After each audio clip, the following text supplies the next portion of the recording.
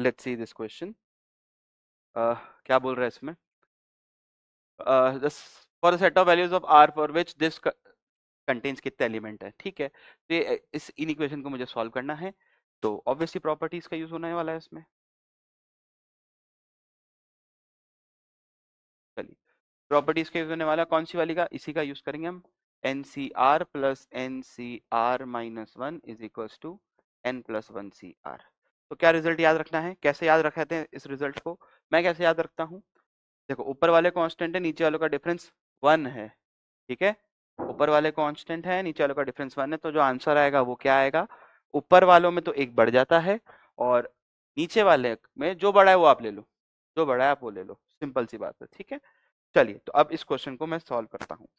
इस क्वेश्चन में भी मैं क्या करूंगा ना, ये जो 2 है ना, मतलब ये 2 है ना, कैन 2 मतलब ये 2 है, ये वाले जो फैक्टर मतलब सी वाली है, ये 2 वैल्यूज हैं, तो इसको एक एक अलग अलग कर लूं मैं। तो फाइनल ये कैसा बनेगा आप देखिए आप। तो ये बनेगा 18c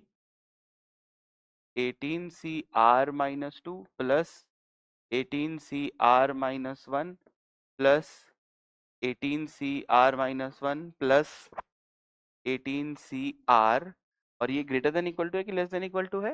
greater than equal to है 20c13 से। आई बात समझ में? तो अब देखो, मैं इनमें फॉर्मूला लगाता हूँ। क्यों? क्योंकि ऊपर वाले सेम है, नीचे वालों का डिफरेंस 1 है। ऊपर वाले सेम है, नीचे वालों में डिफरेंस 1 है, तो ऊपर वाले सेम है तो क्या आएगा? ऊपर वाले में एक बढ़ता है, और नीचे में जो बड़ा है वो आप ले लो। आई बात समझ में? सेम लॉजिक यहाँ पे भी लगा देते हैं। ऊपर वाले में एक बढ़ जाता है, और नीचे इन दोनों में से जो बड़ा है वो आप ले लो, और इनइक्वालिटी अभी भी होल्ड कर रही है, कि मैं तो सिर्फ प्रॉपर्टी लगा रहा हूँ ना, मैंने तो कुछ किया ही नहीं है अभी तक। ठीक है, अब वापस से आप देखो तो ऊपर वाले सेम बन चुके हो, नीचे वाला का डिफरेंस बना गया है, यानी कि प्रॉपर्टी में वापस से लगा सकता हूँ।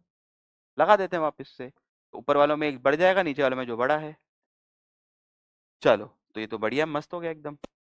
अब इसको कैसे याद रखना है? यहाँ पे आर क्या क्या हो सकता है? तो मैं ऐसे याद रखता हूँ कि ये जो वैल्यूज होती हैं सी की वैल्यूज, ये जो है वो ये डाउनवर्ड पैराबोला के ऊपर लाई करती है, ऐसा आप मान सकते हो थोड़ी देर के लिए, तो वैल्यू जल्दी जल्दी याद हो जाती हैं। ठीक है, तो एकदम बॉटम पे कौन बैठा होता है? बॉटम में बैठे होते हैं 20c0 और 20c1, 20c20। ये दोनों बराबर है ना, एक दूसरे के पेयर्स हैं, ये तो भाई भाई हैं एक दूसरे के, दोनों की वैल्यू बराबर है। इसके ऊपर कौन आता है? 20c1। इधर कौन आएगा इसके ऊपर? 20c19। टॉप पे कौन बैठा होता है? 20c10, आधी वैल्यू के आसपास वाली वैल्यू, ये टॉप पे बैठी होती है। तो अब इसके आजू बाजू बाकी वैल्यूज होंगी ना, तो यहाँ पे कहीं पे बीच में कौन आ रहा होगा? 20c7, और उसका काउंटर पार्ट 20c13। ठीक, तो अब और कौन सी वैल्यूज आ गई?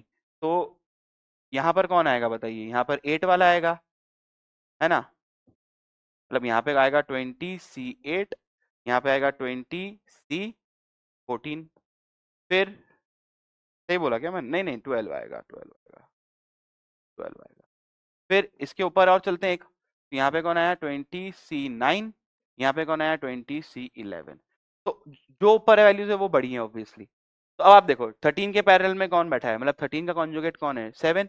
तो जो वैल्यू 7 पे आनी है वही 13 पे आनी है, इक्वलिटी लगी, यानी कि दोनों को लेना पड़ेगा। इसके अलावा इन दोनों को और लूंगा मैं, 12 को और 8 को, 9 को, 10 को और इसको 11 को, तो कितने हो टोटल? 1 2 3 4 5 6 7, यानी कि आर की वैल्यूज कितनी कौन कौन सी ली जा सकती है? 7 8 9 10 11 12 एंड 13, है ना? ऐसे याद रखा करो कि डाउनवर्ड पैराबोलास में ये होती है वैल्यूज, जल्दी सॉल्व हो जाता है बिना किसी कंफ्यूजन के। ठीक है, तो 7 वैल्यूज लेने वाले हैं भैया, 7 एलिमेंट्स।